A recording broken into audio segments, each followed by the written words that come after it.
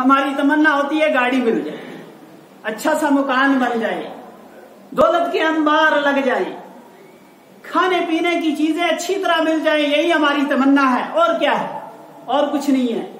انہوں نے دعا کی، یا اللہ جنت میں جو میرا ساتھی ہے، جنت میں جو میرا ساتھی ہے اگر وہ دنیا میں ہے تو اس کا دیدار کرا دے۔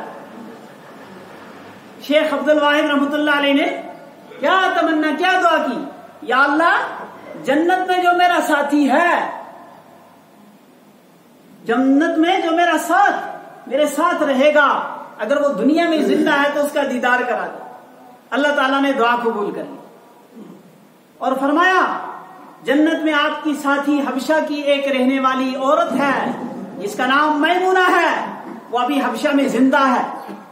اب یہ سفر کرتے ہیں، مہینوں کا سفر کر کے حبشہ پہنچے، وہاں معلوم کیا کہ میمونہ نام کی عورت کہاں رہتی ہے۔ لوگوں نے کہا کہ وہ تو بوڑھی ہے، وہ بکریاں چراتی ہے، جنگل میں جاتی ہے، صبح نکلتی ہے، شام کو واپس آتی ہے۔ تو شیخ عبد الواحد جنگل کی طرف روانہ ہو گئے، وہاں پہنچے، عجیب منظر دیکھا، عجیب منظر دیکھا۔ کہتے ہیں کہ میں نے دیکھا کہ وہ بوڑھی اماں قبلے کی طرف رخ ہو کر نماز پڑھ رہی ہے، نماز پڑھ رہی ہے، اللہ کو یاد کر رہی ہے، اور بکریاں ارد گرد چر رہی ہیں، گھاس کھا رہی ہیں، چارہ کھا رہی ہیں، اور ان کے چاروں طرف درندے ہیں، بھیڑیے ہیں، شیر ہیں، ریچھ ہیں، لیکن وہ بیٹھے ہوئے ان بکریوں کو دیکھ رہے ہیں، چر رہی ہیں۔ تو حضرت فرماتے ہیں جب میں ان کے قریب پہنچا، انہوں نے سلام پھیرا، انہوں نے کہا، اس بڑھی اماں نے کہا ملاقات کا وعدہ تو جنت میں تھا، دنیا میں کہاں آ گئے؟ ملاقات کا وعدہ تو جنت میں تھا، آپ دنیا میں تلاش کرتے آ گئے۔ کہا وہ تو بات صحیح ہے، میں نے دعا مانگی تھی وہ قبول ہوگی، لیکن یہ بتاؤ یہ کیا ماجرا ہے؟ آپ نماز پڑھ رہی ہیں، بکریاں چر رہی ہیں، یہ درندے یہ تو بکریوں کے دشمن ہیں، یہ کیوں نہیں ان کے قریب آ رہے ہیں، ان کو کیوں نہیں کھا رہے ہیں؟ اس بڑھی اماں نے عجیب جواب دیا، کہا شیخ عبد الواحد جانتے نہیں ہو، میں نے اللہ سے صلح کر لی، میں نے اللہ سے صلح کر لی، یعنی میں نے اللہ کو راضی کر لیا ہے، اور ان درندوں نے میری بکریوں سے صلح کر لی، ان درندوں نے میری بکریوں سے صلح کر رہی ہے۔ جب تک میں اللہ کو یاد کرتی رہتی ہوں اور نماز پڑھتی رہتی ہوں، یہ درندے ان بکریوں کی حفاظت کرتے رہتے ہیں، اور میں دن بھر اللہ کو یاد کرتی رہتی ہوں، شام کو واپس جاتی ہوں، یہ درندے میری بکریوں کو گھر چھوڑ کے آتے ہیں۔ جب اللہ سے صلح ہوتی ہے، اللہ کو بندہ راضی کر لیتا ہے، تو اللہ اس کے سارے کاموں کی حفاظت کرتا ہے، سب چیزوں کی حفاظت کرتا ہے۔ آج ہم نے کس کو ناراض کیا ہے؟ اللہ کو ناراض کیا ہے، اس لیے اللہ تعالیٰ فرماتے ہیں تم مجھے راضی کرو گے، میں تم سے راضی ہو جاؤں گا۔ اللہ توبہ سے راضی ہوتا ہے، اور عجیب بات ہے کہ اللہ نے توبہ کے لیے کوئی شرط نہیں رکھی ہے، وقت متعین نہیں ہے۔ جب بھی ہم کہیں گے اللہ ہم نے جو کیا بہت غلط کیا، تیری نافرمانیاں کی، بس اب آئندہ نہیں کریں گے، تو میری توبہ قبول فرما، اللہ فوراً توبہ قبول فرما لیتے، اللہ راضی ہو جاتا۔ اور ہم نے اللہ کی نافرمانیاں کر کر کے اپنی زندگی کو اندھیرا بنا دیا، اندھیرا بنا دیا۔ کیسے آئے گی ہماری زندگی کے اندر روشنی؟ نہیں آئے گی روشنی، کیونکہ ہم نے اللہ کی نافرمانیاں کر کے اپنی زندگی کو اندھیرے میں ڈال دیا۔ اللہ کرے کہ یہ واقعہ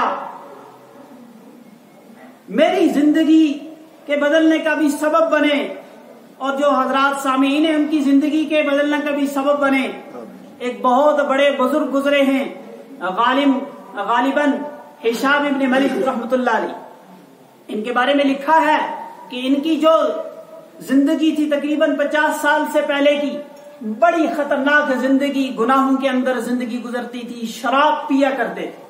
اللہ تعالیٰ نے ان کو ایک بیٹی دی تھی، معصوم بیٹی، اور جب یہ شراب کی بوتل منہ کو لگاتے تھے تو وہ بیٹی ان کے گود میں بیٹھی ہوا کرتی تھی، اور وہ شراب کا بوتل لے کر گرا دیتی تھی، ان کو پینے نہیں دیتی تھی کبھی کبھار۔ اس بیٹی سے اتنی محبت تھی کہ اس کو کچھ نہیں بولتے تھے، اور اس کے علاوہ اگر کوئی آدمی شراب پیتے ہوئے ان کی طرف سختی سے دیکھتا تھا، اس کو یہ برداشت نہیں کرتے تھے، لیکن بیٹی سے اتنی محبت تھی کہ وہ شراب بھی گرا دیتی تھی، کچھ نہیں بولتے تھے۔ کہتے ہیں کہ اس معصوم سی بیٹی کا 5-6 سال میں جو ہے انتقال ہو گیا۔ بہت صدمہ ہوا ان کو، بہت صدمہ ہوا۔ اچھی طریقے سے یہ واقعہ سن لیں، آخری وقت بہت صدمہ ہوا، اور وہ صدمہ برداشت نہیں کر پا رہے تھے۔ وہ تو دنیا سے رخصت ہو گئی بچی، لیکن کیا ہوا کہ ایک دن خواب دیکھتے، بعض خواب بھی بڑے سچے ہوتے، یہ الگ موضوع ہے۔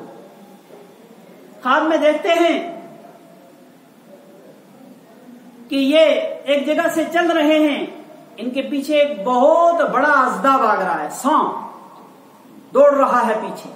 جب انہوں نے پیچھے مڑ کے دیکھا سانپ دوڑ رہا ہے تو یہ بھاگنے لگے آگے، بہت زیادہ بھاگے، بہت زیادہ بھاگے۔ آگے دیکھا کہ ایک سفید کپڑوں میں ایک بزرگ کھڑا ہے، اس سے کہا کہ یہ سانپ دوڑ رہا ہے، میرے پیچھے مجھے بچاؤ۔ اس نے کہا میں تو نہیں بچا سکتا، آگے جاؤ۔ آگے دیکھا کہ وہاں ایک بہت بڑی پہاڑی ہے، اس پہاڑی پر چڑھے، وہاں دیکھا آگے ایک بہت بڑا گھڑا ہے جس میں آگ ہی آگ ہے۔ غیب سے آواز آئی کہ یہ تو جہنم ہے۔ اب یہ کہتے ہیں آگے جاتا ہوں تو جہنم میں گرتا ہوں، پیچھے پلٹتا ہوں تو سانپ ہے، کہاں جاؤں؟ کہتے ہیں اچانک میں نے تھوڑا سائڈ سے ہو کے میں واپس ہوا، مڑا جیسے واپس تو وہ سانپ میرے پیچھے دوڑنے لگا۔ اب میں آگے پہنچا تو آگے پھر وہ سفید پوشاک میں آدمی میں نے کھڑا دیکھا۔ میں نے کہا اس سے کہا بچاؤ، اس نے کہا میں نہیں بچا سکتا، آگے جاؤ آگے جاؤ۔ آگے گیا تو وہاں میں نے بہت سارے مکان دیکھے، اور جب میں ان مکانوں کی طرف دوڑ رہا تھا تو ہر مکان کے دروازے پر ایک دربان کھڑا تھا، چوکیدار۔ جیسے مجھے ادھر دوڑتا ہوا دیکھا پیچھے سانپ دوڑ رہا ہے تو ان سب دربانوں نے اعلان کیا کہ تمام بچے باہر نکل آئے۔ سارے بچے ان مکانوں سے باہر نکلے۔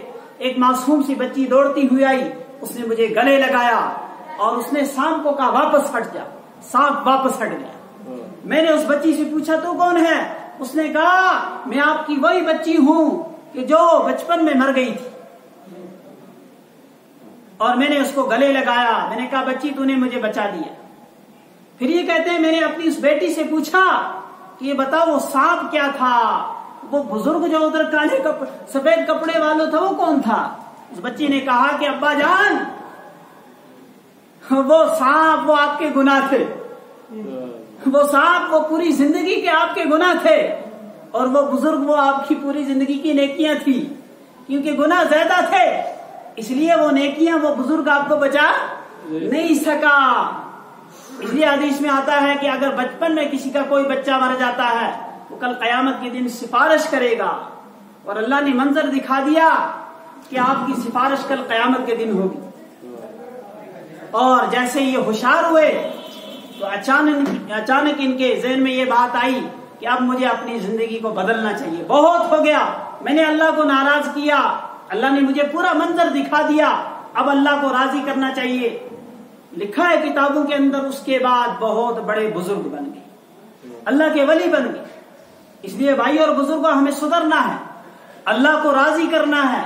اللہ ناراض ہو گیا ہے، ہم نے اللہ کو بہت ناراض کر لیا ہے، بس اب ایک بات ہے کہ ہم سب اللہ کو راضی کریں، اللہ سے دوستی کر لیں، اللہ سے صلح کر لیں۔ جو شخص اللہ کو راضی کر لے گا، اللہ سے صلح کر لے گا، اس کی تو بگڑی بن جائے گی۔ محمود غزنوی رحمت اللہ علیہ کا ایک غلام تھا، اس لیے بولا جاتا ہے کہ ایک ہی صف میں کھڑے ہو گئے محمود و ایاز، نہ کوئی بندہ رہا نہ کوئی بندہ نواز۔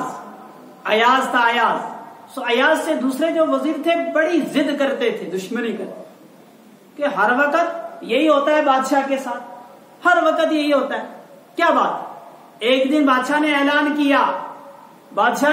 کیا کہ خزانوں کے سارے دروازے کھول دیے جائیں۔ اب جو جس خزانے پر ہاتھ رکھے گا وہ اسی کا ہو گیا۔ سارے وزیر دوڑے، کسی نے موتیوں پر ہاتھ رکھا، کسی نے جواہرات پر، کسی نے سونے پر، کسی نے چاندی پر، سب پر ہاتھ رکھا، اور سارے دیکھ رہے ہیں منظر۔ ایاز کھڑا ہے، بادشاہ نے کہا، محمود نے کہا کہ ایاز تو کیا دیکھ رہا ہے، تو بھی تو کچھ کرنا، کسی چیز پر ہاتھ رکھ۔ अयाज दौड़ता हुआ आया, बादशाह के कंधे पर हाथ रखा, बादशाह के कंधे पर हाथ रखा। सारे कह रहे हैं कितना बेवकूफ है, किसी ने सोना लिया, किसी ने चांदी, किसी ने जवाहरात, तो इसने तो बादशाह के कंधे पर हाथ रखा। बादशाह ने कहा सबसे ज्यादा अक्लमंद यही है, क्योंकि खजाने किसके हैं? बादशाह के हैं। ये तो खजाने लेके चले जाएंगे लेकिन बादशाह नहीं मिलेगा, खजाना खत्म हो जाएगा। बादशाह के पास तो खजानों के अंबार हैं, जब चाहे जब देगा। इसलिए हमने तो दुनिया के खजाने हासिल कर लिए, लेकिन जो खजानों का मालिक है अल्लाह, उसको नाराज कर लिया। इसलिए हमें अल्लाह को राजी करना है। अल्लाह राजी हो गया तो सब कुछ बन जाएगा, और खुदा न खास्ता अगर अल्लाह नाराज है तो फिर दुनिया की कोई ताकत जो है हमारी जिंदगी में सुकून नहीं ला सकती। तो अल्लाह ताला मुझे भी और आपको भी अमल करने की तौफीक अता फरमाए और सच्ची पक्की तौबा करने की तौफीक अता फरमाए। बाखिर दअवाना अल्हम्दुलिल्लाह।